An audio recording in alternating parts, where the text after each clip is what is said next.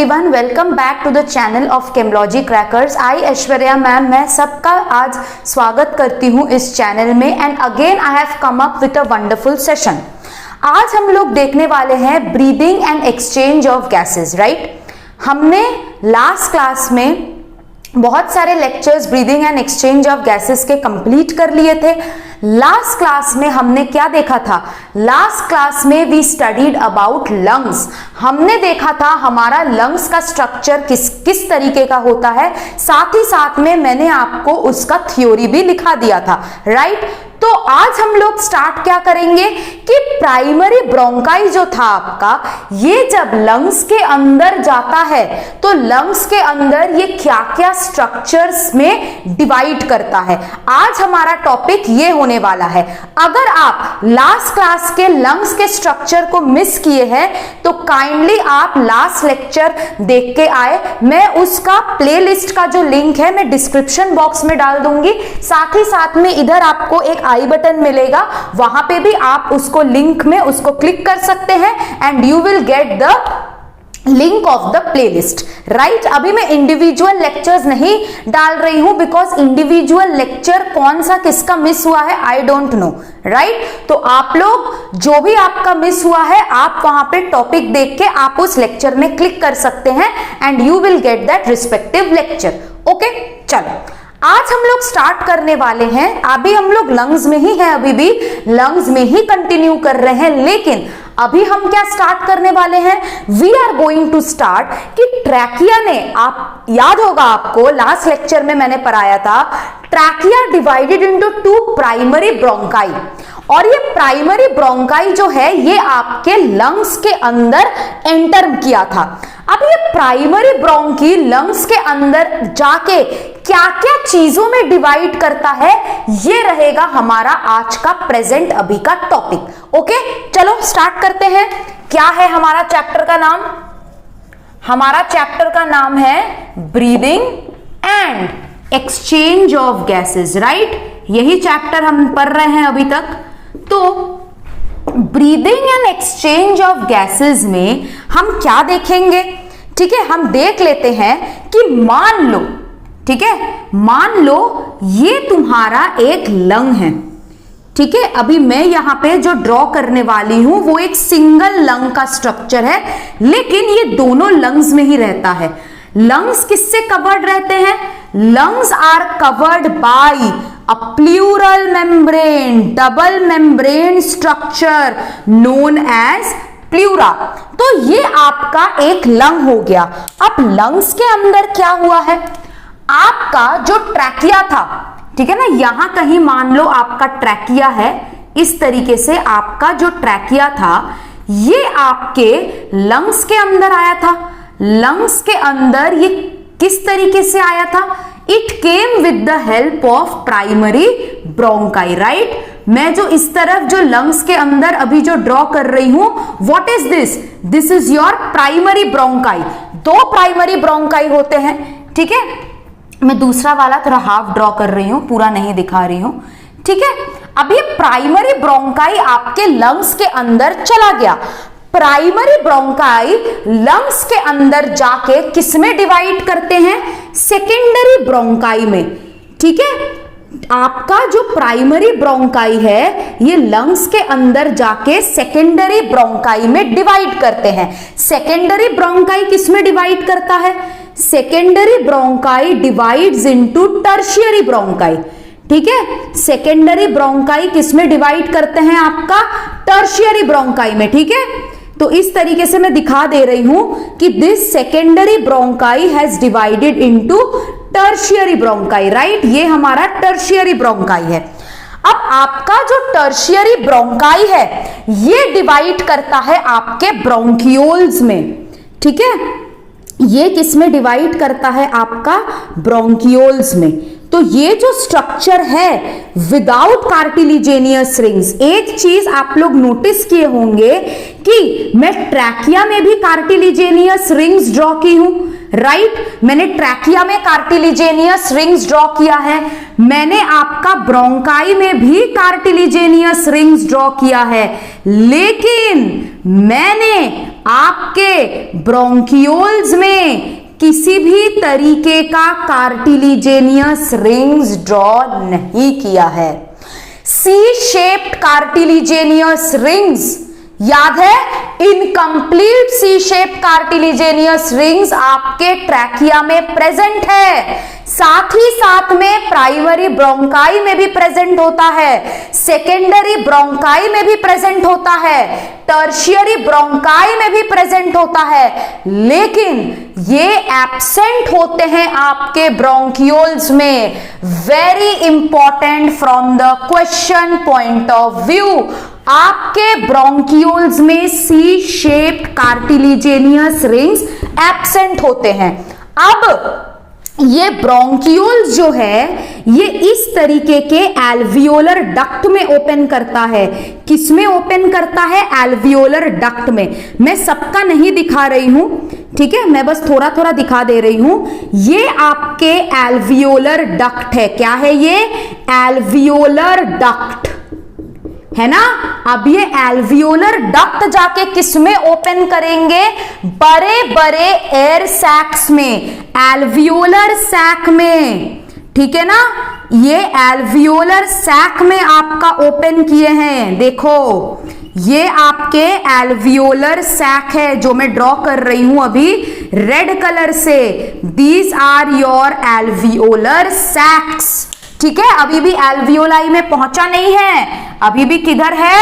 Alveolar सैक्स में। तो मैं इस तरीके से सबका थोड़ा बहुत दिखा दे रही हूं, ठीक है ना। हर लंग में इस तरीके से रहता है, हर ब्रोंकियोल्स जो है इस तरीके से आपका एल्वियोलर डक्ट में पहले खुलता है, फिर आपका एल्वियोलर सैक में खुलता है, इस तरीके से, राइट।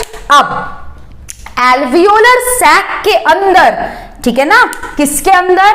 एल्वियोलर सैक के अंदर आपका क्या रहेगा? Alveoli, blood capillary network. इस तरीके से आपका एल्वियोलाई रहेगा जो एक ब्लड कैपिलरी नेटवर्क रहेगा, राइट। ये है आपका एल्वियोलाई जो ब्लड कैपिलरी नेटवर्क है, ठीक है ना। एल्वियोलाई क्या होता है? It is the structural and functional unit of lungs. तो आपका जो एल्वियोलर सैक है उसके अंदर बहुत सारे ब्लड कैपिलरी नेटवर्क हम देख पाएंगे जिसको हम एल्वियोलाई बोलेंगे, राइट, ठीक है। मान लो इसको हम एल्वियोलाई, इस तरीके से एल्वियोलाई बोल रहे हैं, ठीक है। चलो ये मैं रफ डायग्राम ड्रॉ कर रही हूं। अब अगर हमें वॉल देखना है एयर सैक का, तो वॉल हम अलग से मैं दूसरे डायग्राम में बना रही हूं इस तरीके से। ये मान लो तुम्हारा वॉल है एल्वियोलर सैक का, ठीक है। इसके अलावा, ठीक है, एल्वियोलर डक्ट रहता है, एल्वियोलर सैक रहता है। चलो अब सबको हम फटाफट मार्क करते हैं। मैं सारे एल्वियोलाई में नहीं दिखाई हूं। ये क्या है आपका? This is your trachea with incomplete C shaped cartilaginous rings. ये क्या है आपका? This is your primary bronchi. क्या है ये? Primary bronchi. साथ ही साथ में इन दोनों मेम्ब्रेन को हम क्या बोलेंगे? Pleural membrane of lungs which is a double membrane structure. Primary bronchi ने किसमें खोला? This is your secondary bronchi. क्या है ये? ये है आपका सेकेंडरी ब्रोंकाई। ये पोर्शन है आपका टर्शियरी ब्रोंकाई। क्या है ये? Tertiary bronchi. टर्शियरी ब्रोंकाई के बाद ये लोग कहां गए? ब्रोंकियोल्स में। किधर गए? ब्रोंकियोल्स में। ये क्या है आपका? This is your alveolar duct. क्या बोलते हैं? Alveolar duct. ये क्या है आपके? एल्वियोलर सैक, जिसको हम एयर सैक भी बोलते हैं, ठीक है। इसके अंदर क्या है? एल्वियोलाई। एल्वियोलाई बेसिकली क्या है? It is a blood capillary network. क्या है ये? ब्लड कैपिलरी नेटवर्क है, राइट। और इसमें मैंने अलग से आपको दिखा दिया कि वॉल ऑफ एल्वियोलर सैक कैसा दिखता है, ठीक है, वॉल ऑफ एल्वियोलर सैक और एयर सैक कैसे दिखता है। This is your complete diagram, है ना। अब मैं यहाँ पे तुमने यहाँ पे क्या क्या इंपॉर्टेंट पॉइंट्स देखा कि सी शेप्ड कार्टिलिजेनियस रिंग्स जो है ये ब्रोंकियोल्स में प्रेजेंट नहीं होते हैं, राइट। चलो इसको तुम लोग एक बार अच्छे से इस डायग्राम को देख लो। इसके बाद मैं आपको थ्योरी में लिखाऊंगी कि कौन सा चीज किसमें ओपन करता है, करेक्ट, कौन सा चीज किसमें ओपन करता है वो मैं आपको दिखाऊंगी, ठीक है। This was your trachea. Trachea ने किसमें खोला, trachea opened into two primary bronchi, primary bronchi divided into secondary bronchi, secondary bronchi divided into tertiary bronchi, tertiary bronchi divided into bronchioles, bronchioles divided into alveolar duct, alveolar duct आपके alveolar sac में खुला। Alveolar sac के अंदर क्या है, alveoli, जिसके अंदर आपका क्या है, ब्लड कैपिलरी नेटवर्क। क्लियर। चलो अब मैं इसको रब कर रही हूं and now we are going to see the theory part, right. अब हम थियोरी पार्ट इसका थोड़ा देखेंगे, इसको मैं लिखाऊंगी अभी, ठीक है। चलो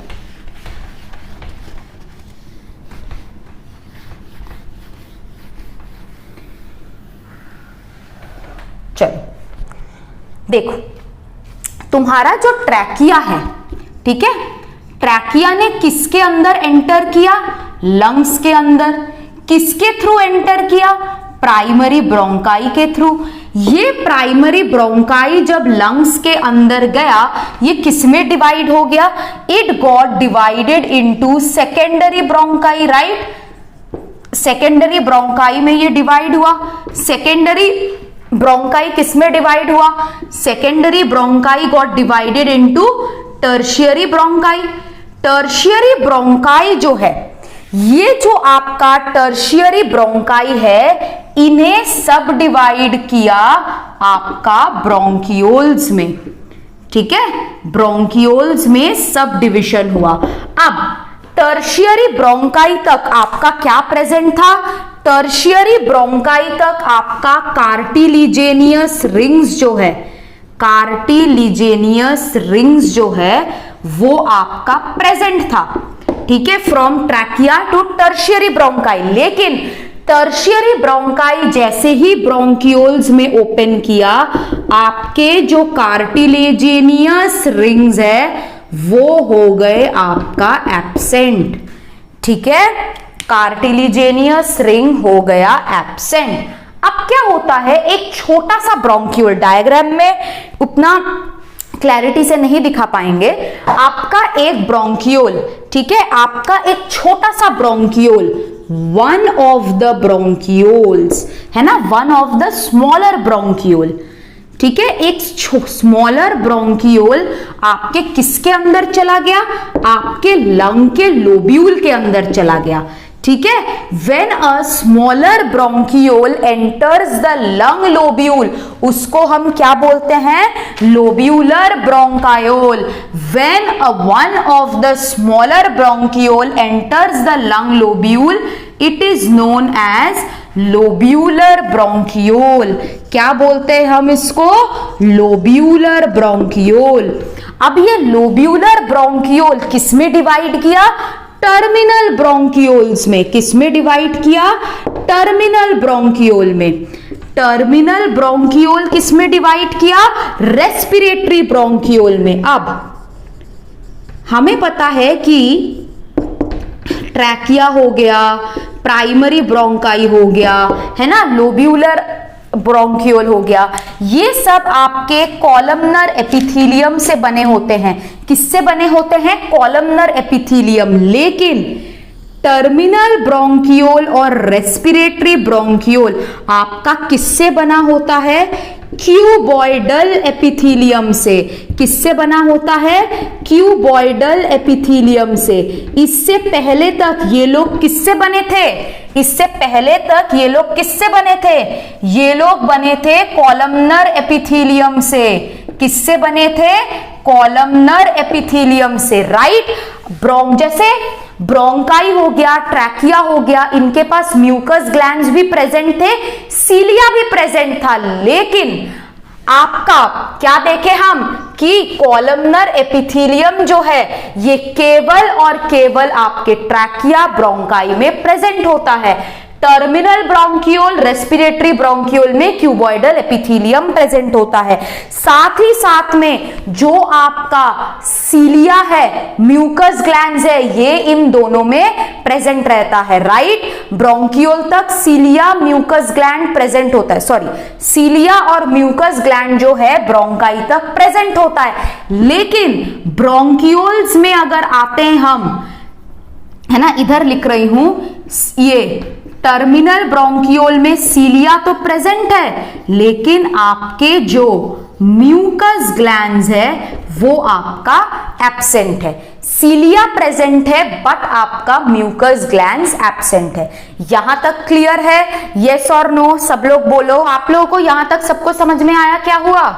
टर्मिनल ब्रोंकियोल और रेस्पिरेटरी ब्रोंकियोल में सीलिया प्रेजेंट है बट म्यूकस ग्लैंड्स एब्सेंट है।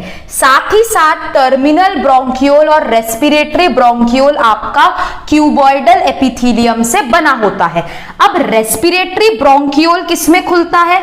रेस्पिरेटरी ब्रोंकियोल आपका एल्वियोलर डक्ट में खुलता है। ठीक है, एंटर्स इनटू एल्वियोलर डक्ट। ठीक है, किसमें एंटर करता है? एल्वियोलर डक्ट में एंटर करता है। फिर हम देख सकते हैं एक्सपैंडेड कुछ पैसेजेस रहते हैं। ठीक है, एक्सपैंडेड पैसेजेस रहते हैं जिसको हम बोलते हैं एट्रिया। फिर ये कहां पे खुलता है? एल्वियोलर सैक में। कहां पे खुलता है? एल्वियोलर सैक में। और एल्वियोलर सैक किसमें खुलता है? एल्वियोलाई में। ठीक है, तो ये जो आपका एल्वियोलाई है, it is the structural and functional unit of lungs. What is alveoli? It is the structural and functional unit of lungs. Alveoli क्या होता है? It is the structural and functional unit of lungs. इसको हम क्या बोलते हैं? इसको हम बोलते हैं आपका alveoli. It is the structural and functional unit of lungs. Alveoli कौन से टिश्यू से बना होता है? Alveoli is made up of squamous epithelium, simple squamous epithelium, जो कि होता है पतला, थिन। क्यों पतला होता है? ताकि एयर एक्सचेंज में आसानी हो, गैसियस एक्सचेंज आसानी से हो सके। अगर एल्वियोलाई थिक टिश्यू से बना रहता तो बहुत टाइम लगता ऑक्सीजन और कार्बन डाइऑक्साइड का एक्सचेंज करने में, लेकिन एल्वियोलाई आपका थिन है, जिसके वजह से आपका गैसियस एक्सचेंज जो है वो हो जाता है फास्ट। गैसियस एक्सचेंज क्या हो जाता है आपका? फास्ट। करेक्ट। अब ये एल्वियोलाई जो है, इसमें क्या होता है? आपका सीलिया भी एब्सेंट होता है, म्यूकस ग्लैंड्स भी एब्सेंट होता है। देयर इज नो सीलिया और mucus glands present in alveoli. तो हमने यहां पे क्या देखा? हमने यहां पे देखा कि आपका जो ट्रैकिया है, ट्रैकिया एंटर किया लंग्स में, it has opened into primary bronchi, primary bronchi has opened into secondary bronchi, secondary bronchi किसमें खोला? Tertiary bronchi. यहां तक क्या क्या चीजें हो रही है? कॉलमनर एपिथेलियम से बना है, म्यूकस ग्लैंड्स प्रेजेंट है, सीलिया भी प्रेजेंट है, साथ ही साथ में आपका incomplete C shape cartilaginous rings भी प्रेजेंट है। जैसे ही तुम्हारा टर्शियरी ब्रोंकाई ब्रोंकियोल्स में खुला, cartilaginous rings absent, bronchioles lung lobule में घुसा, लोब्यूलर ब्रोंकियोल बनाया, टर्मिनल ब्रोंकियोल और रेस्पिरेटरी ब्रोंकियोल, इसमें क्या हुआ? क्यूबॉइडल एपिथेलियम जो है इसका टिश्यू है, सीलिया प्रेजेंट है, म्यूकस ग्लैंड्स एब्सेंट है। करेक्ट। चलो, अब रेस्पिरेटरी ब्रोंकियोल एल्वियोलर डक्ट में घुसा, एल्वियोलर डक्ट आपका एट्रिया में एंटर किया, atria opened into alveolar sac और एयर सैक और फिर एल्वियोलाई में एंटर किया। What is alveoli? It is basically a network of blood capillary और कौन से टिश्यू से बना है? Very important NEET question, squamous epithelium. क्यों स्क्वैमस एपिथेलियम से बना है? क्योंकि स्क्वैमस एपिथेलियम पतला है इसीलिए गैसियस एक्सचेंज फास्ट होता है। क्या एल्वियोलाई में सीलिया और म्यूकस ग्लैंड्स प्रेजेंट होते हैं? No, both are absent. तो नीट में इस कार्टिलेजिनियस रिंग्स के बारे में आपसे जरूर पूछ सकता है, कौन सा टिश्यू किससे बना है? That everything is a NEET question, medical question है। करेक्ट? चलो, अब आई होप यहां तक आप सबको समझ में आ गया है। अब हम लोग एंटर करेंगे एल्वियोलाई में। हम किस में एंटर करेंगे? We will enter into alveoli. चलो एल्वियोलाई में एंटर करते हैं।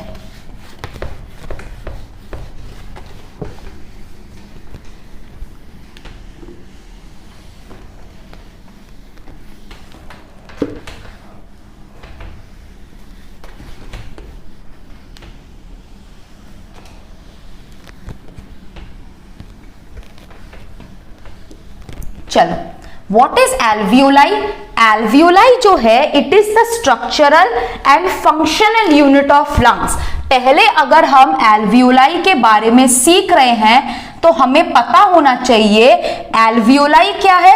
It is the structural and functional unit of lungs. What is alveoli? It is the structural and functional unit of lungs. आपका alveoli structural and functional unit of lungs है, ठीक है। Second point क्या है? alveoli क्या है? thin walled, ठीक है, thin walled है क्योंकि ये किससे बना होता है? thin walled made up of squamous epithelium। किससे बना होता है? thin walled made up of squamous epithelium। सबसे सिंपल एपिथेलियम होता है आपका squamous epithelium, जिससे आपका alveoli बनता है। नेक्स्ट क्या है? नेक्स्ट है ये जो आपका एल्वियोलाई है, what is this? It is a extensive network of blood capillaries. क्या है alveoli? It is a extensive network of blood capillaries. Blood capillaries का एक्सटेंसिव नेटवर्क है आपका alveoli, extensive network of blood capillaries. Next, ये किससे बना होता है? कौन से टिश्यू से बना होता है? स्क्वैमस एपिथेलियम से। साथ ही साथ में इसमें क्या रहता है? मेड अप ऑफ इलास्टिक, ठीक है, and reticular connective tissue. Made up of elastic and reticular connective tissue. Alveoli जो है it is a network of blood capillaries which is made up of reticular and elastic connective tissue. Next point क्या है? ये जो आपका alveoli का membrane होता है, मैं पढ़ाऊंगी आपको परसों क्लास में और एक क्लास बाद। ये जो आपका एल्वियोलर मेम्ब्रेन होता है इसके पास दो टाइप के सेल होते हैं, ठीक है। Alveolar membrane has two types of cell. दो टाइप के सेल होते हैं एल्वियोलर मेम्ब्रेन के पास। कौन कौन से? एक होता है टाइप 1 सेल्स जो एल्वियोली का लाइनिंग बनाता है, ठीक है। क्या है? टाइप 1 सेल्स जो क्या करता है? एल्वियोलर का लाइनिंग बनाता है। सबसे इंपॉर्टेंट है आपका टाइप 2 सेल। कौन सा सेल? टाइप 2 सेल, ठीक है। टाइप 2 सेल क्या प्रोड्यूस करता है? लिसाइथिन। क्या प्रोड्यूस करता है? प्रोड्यूसेस लिसाइथिन। क्या है ये? प्रोड्यूसेस लिसाइथिन। लिसाइथिन क्या है? इसको क्या बोलते हैं? इसका और एक नाम है डाइपैल्मिटिल फॉस्फेटाइल कोलाइन, ठीक है। ये क्या करता है? आपके जो एल्वियोलर मेम्ब्रेन के दो सेल है, एक होता है आपका टाइप 1 सेल जो एल्वियोलर लाइनिंग बनाता है, एक है आपका टाइप 2 सेल जो क्या प्रोड्यूस करता है, आपका लिसाइथिन। क्या प्रोड्यूस करता है? लिसाइथिन। लिसाइथिन क्या है? डाइपैल्मिटिल फॉस्फेटिडिल कोलाइन। ये क्या करता है? ये आपके सरफेस टेंशन को कम करता है। ये क्या करता है? It reduces the surface tension और हमेशा एल्वियोलाई को खुला रखता है। ठीक है, रिड्यूसेस द सरफेस टेंशन। ठीक है, सरफेस टेंशन कम करता है। ठीक है, and keeps the alveoli open. ठीक है, चलो अब ये जो लिसाइथिन है ये रेगुलरली आपका अपडेट होते रहता है, जैसे फोन का ऐप अपडेट होता है उसी तरीके से आपका जो ये लिसाइथिन है ये अपडेट होते रहता है। मतलब जैसे जैसे तुम्हारा लिसाइथिन सिक्रीट होता है उसका अमाउंट बढ़ता है। ठीक है, उसको फिर रिमूव कौन करता है? तुम्हारा पल्मोनरी एल्वियोलर मैक्रोफाज। ठीक है, पल्मोनरी एल्वियोलर मैक्रोफाज जो है ये लिसाइथिन को टाइम टू टाइम रिमूव करता है ताकि तुम्हारा लिसाइथिन को रिन्यू कर सके। ठीक है, लिसाइथिन को कौन रिन्यू करता है? Alveolar macrophage, pulmonary alveolar macrophage time to time lecithin के लेयर को हटाता है विद न्यू लिसाइथिन। ठीक है, तो एल्वियोली क्या है? It is the structural and functional unit of lungs. ये बेसिकली आपका ब्लड कैपिलरीज है एंड ये एकदम इंटीमेट एक्सचेंज होता है आपके गैसेस का। Alveoli is a network of blood capillaries which is made up of elastic and reticular connective tissue. Alveoli के जो टाइप 2 सेल्स होते हैं वो एक बहुत इंपॉर्टेंट कंपाउंड सिक्रीट करते हैं जो कि है लिसाइथिन। लिसाइथिन क्या करता है? ये हमेशा आपके एल्वियोली को ओपन रखता है ताकि आपका सरफेस टेंशन कम हो। करेक्ट? क्लियर? चलो यहां तक सबको क्लियर है? यस और नो? आई होप ये सबको क्लियर है। अब हम लोग आगे पढ़ेंगे what are the steps of breathing. ठीक है, इंस्पिरेशन एक्सपिरेशन कैसे होता है। चलो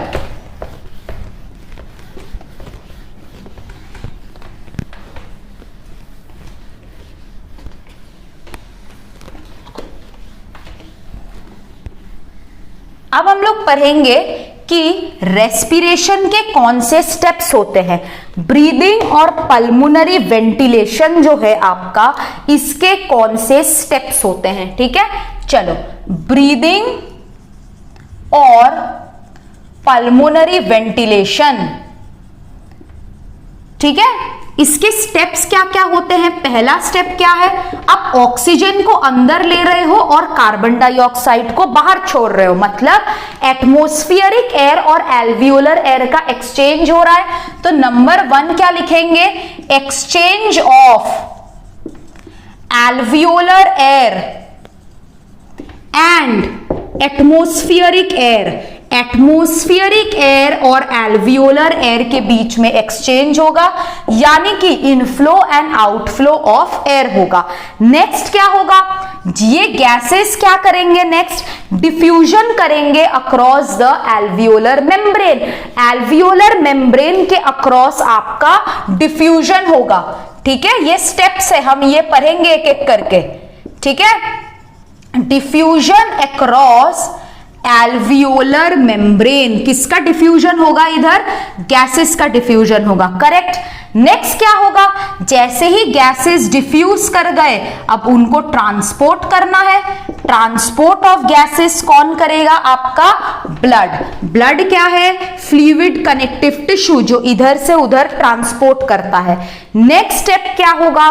diffusion of oxygen and carbon dioxide between blood and tissues. Diffusion of oxygen and carbon dioxide between blood and tissue. और लास्ट वाला ऑप्शन क्या होगा आपका? Uptake of oxygen, uptake and utilization of oxygen by cells. Uptake and utilization of oxygen by cells. तो आपका जो breathing और pulmonary ventilation है इसके 5 स्टेप्स होते हैं। एल्वियोलर एयर और एटमॉस्फेरिक एयर के बीच में एक्सचेंज, एल्वियोलर मेम्ब्रेन के अक्रॉस डिफ्यूजन, जैसे ही गैसेस तुम्हारा ब्लड में आए वहां से ट्रांसपोर्ट हुआ, ब्लड एंड टिश्यू के बीच में ऑक्सीजन और कार्बन डाइऑक्साइड का एक्सचेंज हुआ, उसके बाद टिश्यू किस तरीके से ऑक्सीजन को अपटेक करता है और यूटिलाइज करता है। This is the 5 steps of breathing and respiration. ठीक है, इसी 5 स्टेप से आपका ब्रीदिंग एंड रेस्पिरेशन होता है। अब हम आते हैं मैकेनिज्म ऑफ ब्रीदिंग में। आप ब्रीदिंग कैसे करते हैं, what is the mechanism of breathing. चलो देखते हैं what is the mechanism of breathing.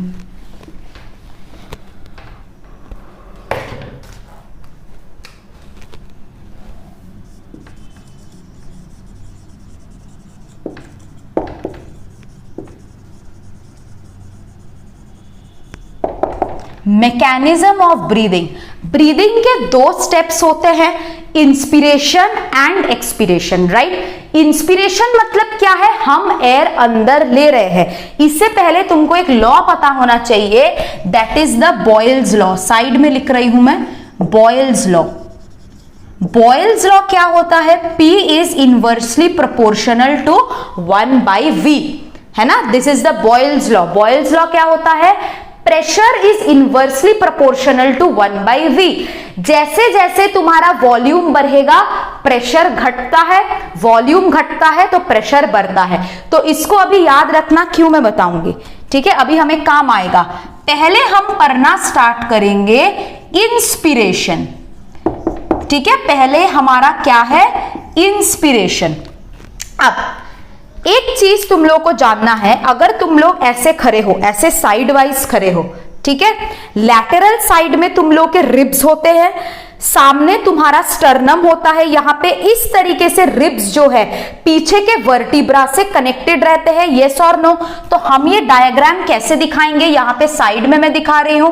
ये मान लो तुम्हारा वर्टिब्रा है, ठीक है, कोई ये वर्टिब्रा है और सामने यहां पे तुम्हारा ये स्टर्नम है, ठीक है ना। तो रिब्स कैसे कनेक्टेड होते हैं, इस तरीके से रिब्स कनेक्टेड रहते हैं, right. This is your sternum, this is your vertebra, ठीक है, और ये बीच वाला क्या है तुम्हारा, रिब्स, ठीक है, ये तुम्हारा क्या है, रिब्स, ठीक है। अब रिब्स के नीचे केवल और केवल आपके मैमल्स में मिलता है एक स्ट्रक्चर जिसका नाम है डायफ्राम। क्या नाम है, डायफ्राम, ठीक है। तो अगर आप इस तरीके से खड़े हो, ये आपका स्टर्नम है, आपका रिब्स पीछे ऐसे वर्टिब्रा में कनेक्ट हो रहा है और नीचे आपका जस्ट नीचे लंग्स के अंदर आपका क्या, नीचे क्या रहता है, डायफ्राम। आया समझ में। दिस इज योर स्टर्नम, पीछे आपका वर्टिब्रल कॉलम, यहां से ऐसे आपका रिब्स कनेक्ट हो रहा है एंड उसके नीचे आपका डायफ्राम रह रहा है। क्लियर है सबको, बोलो, ठीक है। चलो अब इंस्पिरेशन में हम क्या करते हैं, हम एयर अंदर लेंगे, ठीक है ना। इंस्पिरेशन में क्या करते हैं, एयर को अंदर लेते हैं। तो जब हम एयर को अंदर लेंगे उसके लिए उसका वॉल्यूम भी बड़ा होना चाहिए। हमें क्या करना है इंस्पिरेशन में, हमें अपने थोरैसिक कैविटी के वॉल्यूम को बड़ा करना है। तो चलो देखते हैं कैसे करते हैं। पहले कैसे करते हैं, नंबर 1, डायफ्राम गेट्स फ्लैट, ठीक है, डायफ्राम कॉन्ट्रैक्ट कर रहा है, diaphragm gets flat and lowered, ठीक है, नीचे की तरफ चला जाता है, and lowered by contraction of phrenic muscles. आपके डायफ्राम के मसल्स का नाम क्या है, phrenic muscles, PHRENIC, phrenic muscles, ठीक है। डायफ्राम क्या होता है, आपके नीचे की तरफ चला जाता है, ठीक है। क्या करता है, डायफ्राम जो है ये आपके नीचे की तरफ कॉन्ट्रैक्ट करके चला जाता है इस तरीके से। अब ये चीज अगर इस तरीके से नीचे चला गया तो आपका थोरैसिक कैविटी का वॉल्यूम बड़ा हो जाएगा। पहले तुम्हारा डायफ्राम ऊपर था ऐसे, अब वो नीचे चला गया तो क्या हुआ, वॉल्यूम ऑफ थोरैसिक कैविटी बढ़ गया। तो इससे क्या हुआ, volume of thoracic cavity increases, ठीक है, volume of thoracic cavity increases in the anterior posterior axis, in the anterior posterior axis, right? ठीक है, एंटीरियो पोस्टीरियर एक्सिस में आपका थोरैसिक कैविटी का वॉल्यूम इंक्रीज हुआ। एनसीईआरटी का लाइन है, कैसे इंक्रीज हुआ? पहले इत्तू सा था, ठीक है, अब डायाफ्राम नीचे चला गया, नीचे की तरफ पुश कर रहा है, एब्डोमिनल ऑर्गन्स जो नीचे की तरफ है उसको ऐसे पुश कर रहा है, राइट? चलो, तो हम लोग कहां थे? मैंने तुमको बोला कि वॉल्यूम जो है आपका थोरैसिक कैविटी का कैसे इंक्रीज हो रहा है? डायाफ्राम आपके नीचे की तरफ जा रहा है। इमेजिन करो, ये आपका डायाफ्राम है, ये मेरा नीचे वाला हाथ है, ठीक है, पहले इत्तू सा था, फिर डायाफ्राम ऐसे नीचे अगर पुश करेगा तो volume of thoracic cavity increase हो गया। कौन से एक्सिस में बेटा? एंटीरियो पोस्टीरियर एक्सिस में। नेक्स्ट क्या है आपका? नेक्स्ट है आपका external intercostal muscles. External intercostal muscles आपका कहां पे प्रेजेंट होता है? एक्सटर्नल इंटरकोस्टल मसल्स जो है ये आपका प्रेजेंट होता है दो रिब्स के बीच में, दो रिब्स के बीच में और रिब्स के आउटर साइड में, ठीक है। सो एक्सटर्नल इंटरकोस्टल मसल्स जब कॉन्ट्रैक्ट करता है, एक्सटर्नल इंटरकोस्टल मसल्स जब कॉन्ट्रैक्ट करता है, ये रिब को इस तरीके से, जैसे तो ब्रीथ करते हो ना, रिब तुम्हारा ऐसे बाहर नहीं आता है, रिब्स ऐसे बाहर जा, ऐसे ऐसे फूलता है ना, ऐसे। तो करो सब लोग, सांस लो, सांस लेके देखो, रिब्स क्या हुआ, इस तरीके से ऊपर जाता है और स्टर्नम किधर जाता है? स्टर्नम बाहर तरफ जाता है ना, ऐसे ऐसे कर्व होता है, ऐसे है ना, स्लांट, ऐसे हिल जैसा ऐसे कर्व होता है, राइट। तो एक्सटर्नल इंटरकोस्टल मसल्स जब कॉन्ट्रैक्ट करता है तब रिब्स आपके अपवर्ड जाते हैं, स्टर्नम आपका जाता है आउटवर्ड। रिब्स अपवर्ड और आपका स्टर्नम कहां जाता है? आपका स्टर्नम जाता है आउटवर्ड। क्लियर है? एक्सटर्नल इंटरकोस्टल मसल्स कॉन्ट्रैक्ट कर रहा है, स्टर्नम बाहर की तरफ, रिब्स ऊपर की तरफ। इस तरीके का डोम शेप होता है जब इंस्पिरेशन होता है। इससे क्या हुआ? इससे थोरैसिक कैविटी का वॉल्यूम, पहले डायाफ्राम ऐसे नीचे था, अब ऐसे हो गया, तो क्या हो गया? Volume of thoracic cavity increase हुआ इन द डोर्सोवेंट्रल एक्सिस। तो क्या हुआ? Volume of thoracic cavity increases in the dorsoventral axis. NCERT का लाइन है ये। डोर्सोवेंट्रल एक्सिस में वॉल्यूम ऑफ थोरैसिक कैविटी क्या हुआ? इंक्रीज किया। समझ में आया? अब यहां पे एक मसल रहता है, बाद में बताती हूं, पहले इसको हम समझ लेते हैं। वॉल्यूम आपका इंक्रीज हो रहा है ना, वॉल्यूम आपका क्या हुआ? थोरैसिक कैविटी का वॉल्यूम इंक्रीज हुआ। इसका मतलब थोरैसिक कैविटी के अंदर का जो प्रेशर है वो इंक्रीज होगा कि डिक्रीज होगा? डिक्रीज होगा। तो आपके जो प्रेशर है उसको क्या बोलते हैं? Intrapulmonary pressure. जो इंट्रापल्मोनरी प्रेशर है वो आपका कम हो गया and it is also less than the atmospheric pressure. तो आपका इंट्रापल्मोनरी प्रेशर जब एटमॉस्फेरिक प्रेशर से कम होता है, यानी कि थोरैसिक कैविटी के अंदर का प्रेशर ड्रॉप कर गया, तो पानी कहां से कहां जाएगा? पानी जो है ये पानी नहीं, आपका जो एयर है, सॉरी मैं ऑस्मोसिस सोच रही थी, आपका जो एयर है ना, आपका जो एयर है ये कहां से कहां जाएगा? एयर आपका जाएगा कहां से कहां तक? बाहर से अंदर आएगा, यानी कि एटमॉस्फेरिक प्रेशर से, एटमॉस्फेयर से आपका जो एयर है वो लंग्स के अंदर आएगा। ठीक है, यहां पे क्या हुआ, इंट्रापल्मोनरी प्रेशर जो है it is less than the atmospheric pressure. इससे क्या हुआ, इससे तुम्हारा एयर जो है लंग्स के अंदर आया, क्योंकि एयर कहां से कहां फ्लो करता है, from high concentration to low concentration. High concentration of air आपका किधर है, हाई कंसंट्रेशन ऑफ एयर आपका एटमॉस्फेयर में है। लो कंसंट्रेशन ऑफ एयर किधर है, low concentration of air lungs के अंदर है, थोरैसिक कैविटी के अंदर है, जिसको इंट्रापल्मोनरी प्रेशर बोले थे। तो इंट्रापल्मोनरी प्रेशर अगर एटमॉस्फेरिक प्रेशर से कम हो गया तो एयर कहां से कहां जाएगा, एटमॉस्फेरिक प्रेशर से, सॉरी एटमॉस्फेयर से इंट्रा पल्मोन्स में, यानी कि पल्मोन्स के अंदर।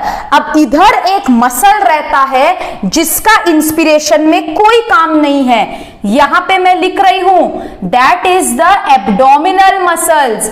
इंस्पिरेशन के टाइम पे जो आपका एब्डोमिनल मसल्स है ये क्या करता है, ये रिलैक्स करता है। Abdominal muscles relax and allows diaphragm to compress abdominal organs, right? क्या हुआ यहां पे, जो आपके एब्डोमिनल मसल्स है वो रिलैक्स करते हैं। इंस्पिरेशन में एब्डोमिनल मसल्स का कोई रोल नहीं रहता है। एब्डोमिनल मसल्स क्या करते हैं, एब्डोमिनल मसल्स आपका what do they do, abdominal muscles आपका कॉन्ट्रैक्ट नहीं करते हैं, वो रिलैक्स करते हैं, और डायाफ्राम जो नीचे की तरफ एब्डोमिनल ऑर्गन को पुश कर रहा है उसको अलाउ करते हैं। तो इंस्पिरेशन में क्या हुआ, आपका डायाफ्राम इस तरीके से नीचे चला गया ताकि आपका थोरैसिक कैविटी का वॉल्यूम बढ़े। एक्सटर्नल इंटरकोस्टल मसल्स रिब्स को ऊपर किया, ठीक है, और स्टर्नम को बाहर की तरफ किया, आपका थोरैसिक कैविटी का वॉल्यूम बढ़ गया। वॉल्यूम अगर बढ़ेगा तो आपका प्रेशर घट गया, जो आपका इंट्रापल्मोनरी प्रेशर था थोरैसिक कैविटी के अंदर वो कम हो गया, वो एटमॉस्फेरिक प्रेशर से कम हो गया। Air flows from high concentration to low concentration, बाहर से अंदर एयर आया, यानी कि इंस्पिरेशन हुआ। क्लियर है सबको, यहां तक सबको क्लियर है, वेरी गुड। हम आगे बढ़ते हैं, आगे हम बढ़ेंगे एक्सपायरेशन और फोर्स्ड एक्सपायरेशन से। ठीक है, एक्सपायरेशन में क्या होता है, एक्सपायरेशन में सब मसल्स जो है वो रिलैक्स करते हैं। फोर्स्ड एक्सपायरेशन क्या होता है, जितना एयर हम बाहर छोड़ते हैं उससे ज्यादा एयर काम करता है। चलो देखते हैं क्या होता है।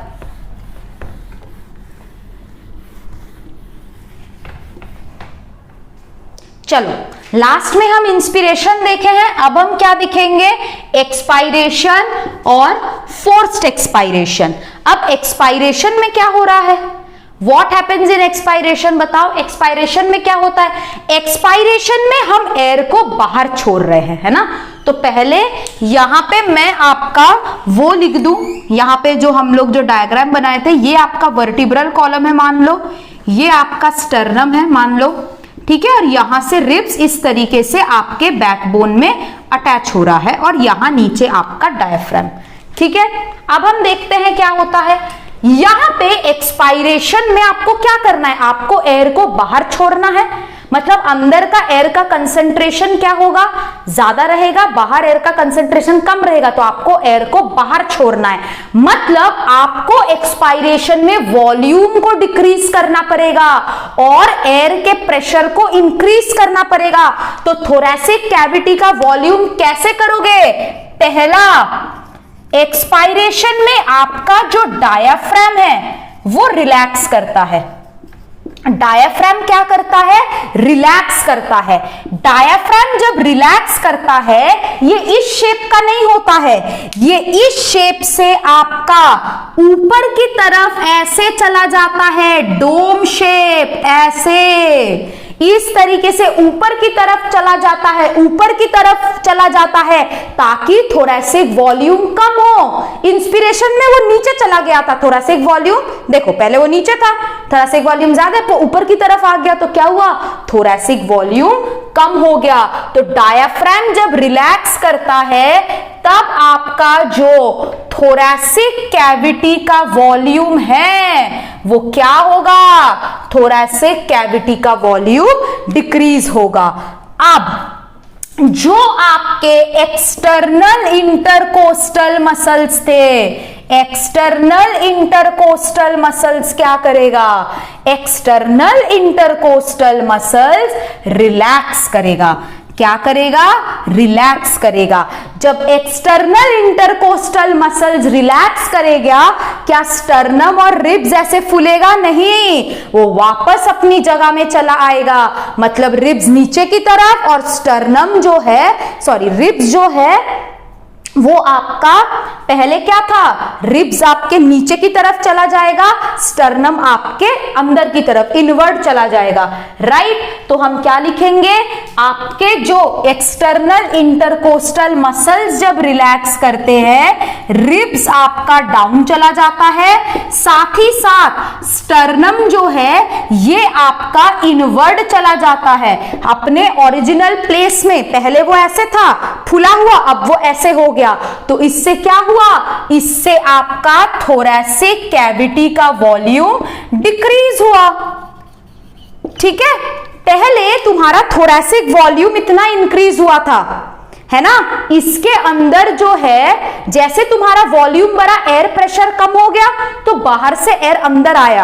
अब तुम्हारा वॉल्यूम घट गया, तो अंदर प्रेशर ज्यादा हो गया एयर का, तो एयर कहां जाएगा? अंदर से बाहर। तो एयर कहां जाएगा? Air moves from inside to outside. क्यों ऐसा हुआ? क्योंकि तुम्हारा जो इंट्रा पल्मोनरी प्रेशर था, यानी कि प्रेशर इनसाइड द लंग्स, वो इंक्रीज हुआ। इंट्रा पल्मोनरी प्रेशर, ठीक है, is more than the atmospheric pressure.